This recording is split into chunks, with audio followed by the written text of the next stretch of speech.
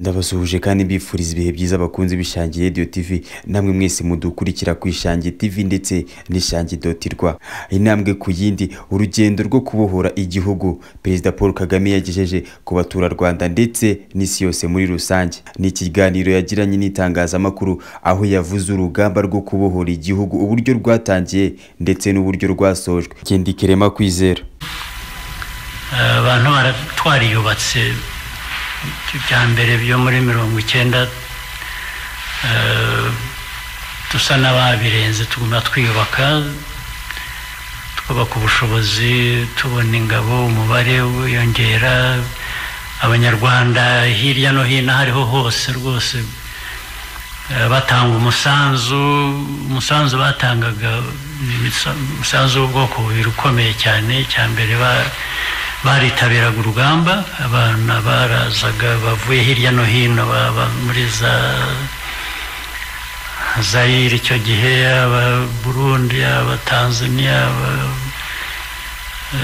aba benshi baturutse muri Uganda ariko hari n'abaturukaga aho handi noneho bakanyura muri Uganda bakaza ariko n'abaturukaga hanze hirya bakiri bato bavuye hanze handi ariko cyane cyane ibyo ni rimwe ku bantu ibyangombwa abantu bwabo ikindi cyangombwa ni umusanzu batangaga abantu nyarwanda bose barabihagurukiye yaba umusaza yaba umukecuru yaba yatangaga bike bafite bakabyohereza ku rugamba bigatuma tubona ibyo twashoboraga kubona byo kurwanisha urugamba kandi byabaga buri gihe byabaga barafashije rwose intambara yabaye y'abanyarwanda mbese ariko mu gihugu bamwe twakoranaga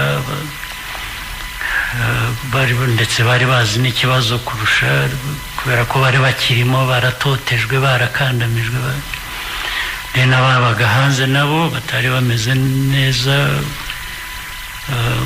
mu buzima bwabo muri politiki y'aho bari hirya no hino kubishyira hamwe rero ku gihe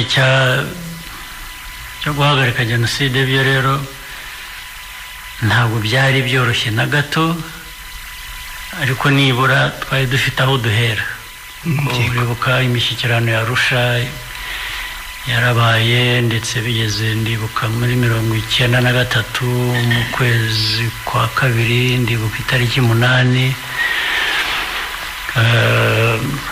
habaye byasaga naho byari bimaze igihe icyo gihe muri 93 yari bimaze igihe abantu bajya mu nama bisa nkaho ndetse bashaka kumvikana bikagira bitya ariko muri 93 muri uko kwezi kwa kabiri habaye kwishwa kw'abantu mu Bigogwe no muri Kibirira cyane cyane muri za Kibirira ibyo rero nibyo byahagaritse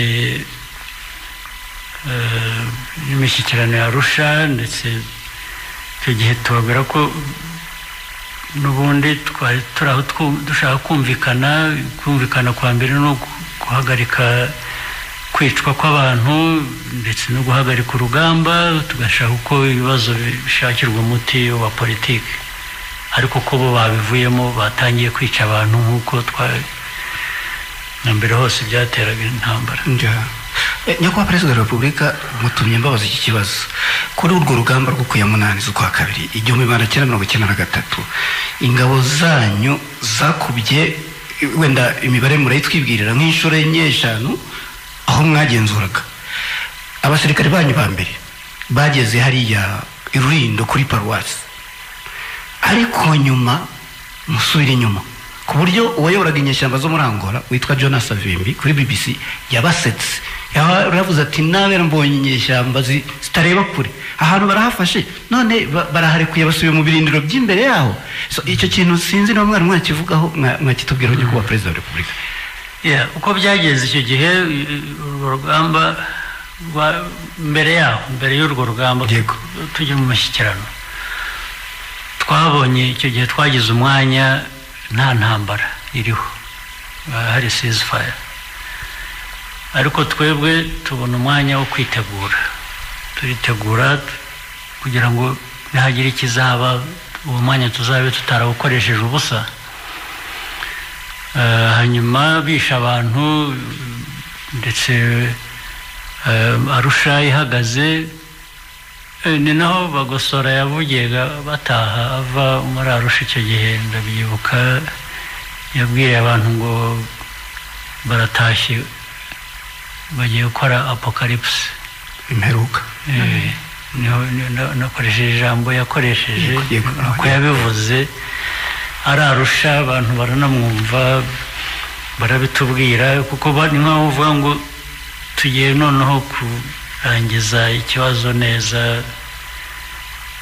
Aho rero niho habaye imbarutso yo kongera kurwana, kandi kuko icyo gihe twararwanye nk'uko babivugaga, dufata ahantu hanini cyane, dufata n'abasirikare ba leta benshi, twica benshi, ariko biturutse ko muri kiriya gihe cya ceasefire twagikoresheje neza kwitegura.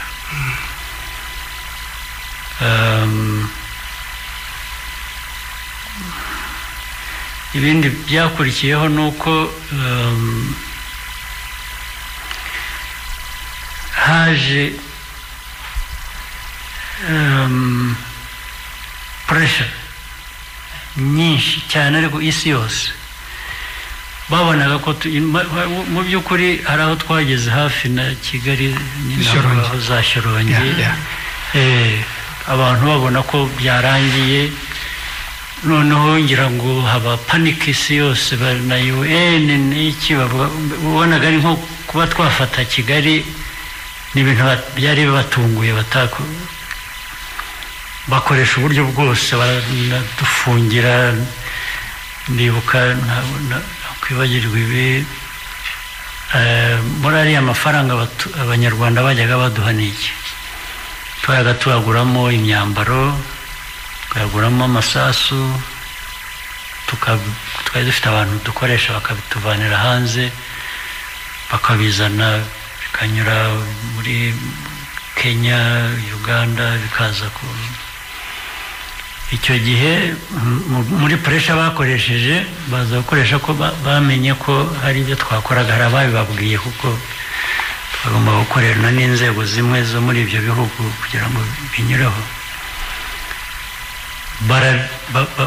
Bamerera nabi ibyo bihugu bindi duturanye, cyane cyane cya Uganda, bari bazi ko dukoresha nyine, abanyarwanda bari babizi bimwe, ibindi batabizi. Noneho bababwira ko nibatabihagarika, icyo gihe babihagarika turi muri iyo ntambara hagati, kandi nibyo twari dutezeho gukomeza gukoresha. Yego.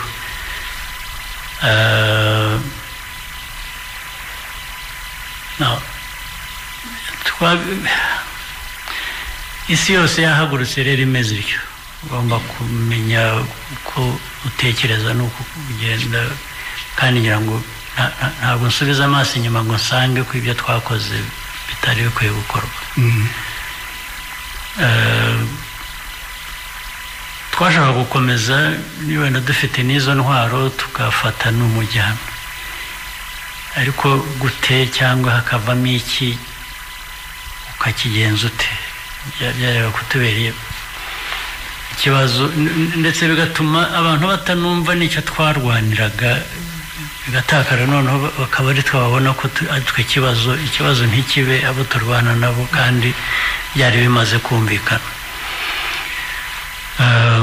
Bituma rero icyo gihe twahagaritse gukomeza kuza imbere. Hari igice kinini twari twafashe, ndetse muri izo pressure haza kuzamo ko tugomba gusubira inyuma uko byari bimeze mbere y'itariki 8 z'ukwa kabiri 1993 intambara. Tubigira impaka nyinshi, ariko noneho tuza kugera ku kintu kimwe, ndetse muri RPF n'abandi twakoranaga bashyigikiye nabo ntabwo bumvaga impamvu dukwiye kuba twasubira inyuma, ariko noneho havuyemo condition natwe twatanze, ntabwo niba tugiye gusubira inyuma, ntabwo aha twavanye aba bose ntabwo nabo bari buhasubire.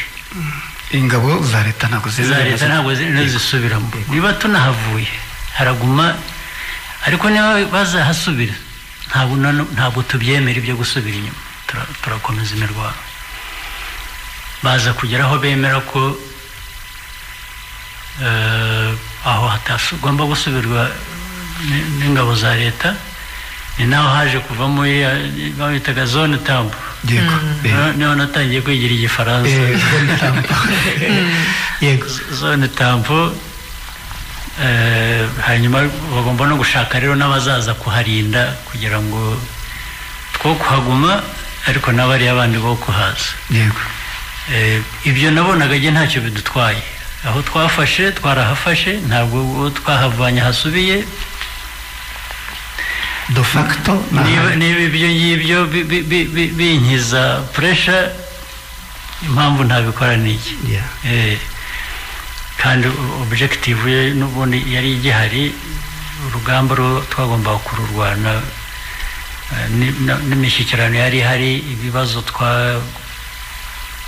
twazanaga twabazaga bigomba gukemurwa, nubwo byari bikiri bya bindi twagomba kubikemura. murakoze cyane nyakubahwa perezida wa repubulika kuri aya mateka. Hanyuma imyaka 30 irashize, u Rwanda rubohowe, byanze bikunze hari ikintu mureba mu bimaze kugerwaho muri iyi myaka 30 kikabashimisha kurusha ibindi, niba kiri hafi mwakidusangiza? Ariko ni ibintu byoroshye, iyo ikintu kiboneka ukibona n'amaso kiba kivugira ubwacyo, nta nubwo ugomba gusobanura. Iyo nshubije amaso inyuma nkareba ibyo bibazo byose uvuga twanyuzemo, n'iki igihugu cyari kimeze, abapfaga, bicwaga, n'abicaga, ariko n'igihugu ubwacyo uko giteye, ubona ujya ureba n'amafoto gusa ubwayo. Urebe ifoto y'u Rwanda muri 1994, wongera ureba ifoto ubu ngubu, amafoto arakwereka, araguha inkuru y'ibyabaye. Nta buzima, nta nyubako, nta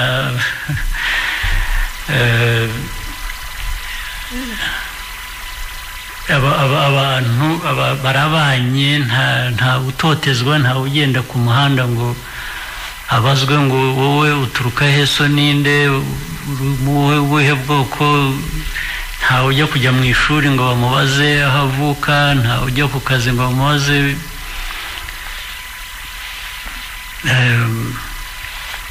Igihugu gitera imbere, ugiye kureba n'ubu ubukungu bw'iki gihugu icyo gihe yari GDP yari nko tageze ku bihumbi 200 byuzuye, miliyari ebyiri z'igihugu GDP. Ubu ni miliyari 15, ni ukuvuga ngo byikubye izo nshobozo. miliyari 15,000. miliyari 15. Ubaza mu manyarwanda? Oya, ndavuga z'amadolari. Yes. Navuze amadolari mu bya mbere, navugaga amadolari miliyari 2,000 by'amadolari, ubu miliyari 15. miliyari 2 miliyari 15 mu madolari.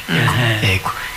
Ariko noneho ukareba n'ubuzima bw'abantu, ukareba ibintu, ukareba bivuye mu kuzimu, bivuye kuzimu.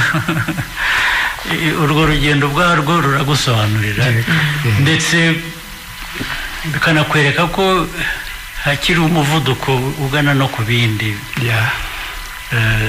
bizagerwaho vuba cyangwa mu gihe kindi kigera kure.